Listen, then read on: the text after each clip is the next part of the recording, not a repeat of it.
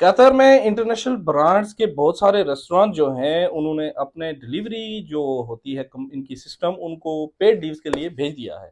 ये एक छोटी सी न्यूज़ अपडेट वगैरह आई थी, मैंने आप सोचा आपके साथ शेयर करूं। सबसे पहले तो आपको अस्सलाम वालेकुम, क्या हाल है, कैसे हैं आप सब? उम्मीद है सब खैर वाफियत से होंगे, जहां भी होंगे अच्छे होंगे, ज़िंदगी की बातें लूट रहे होंगे, मज़े में होंगे।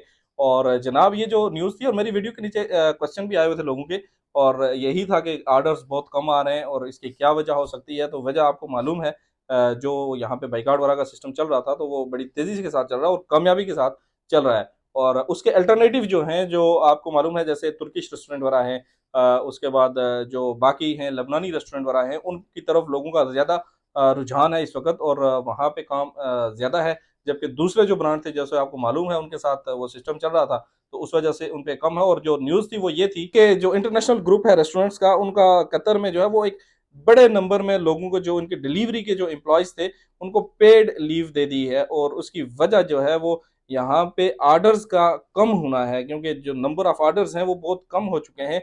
और इसकी ये जो ड्यूरिंग लास्ट पीरियड यहाँ पे गुजरा है, उसके दौरान ये हुआ है, और उसी की वजह से इन्होंने अपने जो डिलीवरी के इनके लोग हैं उनको पेड लीव दे दी है। ये एक छोटी सी अपडेट थी, न्यूज़ थी, जो मैंने ट्विटर पे देखी, आपके साथ शेयर की। मिलेंगे आपके साथ दूसरी वीडियो में, अपनी दुआओं में याद रखिएगा। अल्लाह हाफिज़ और खुदा पामान।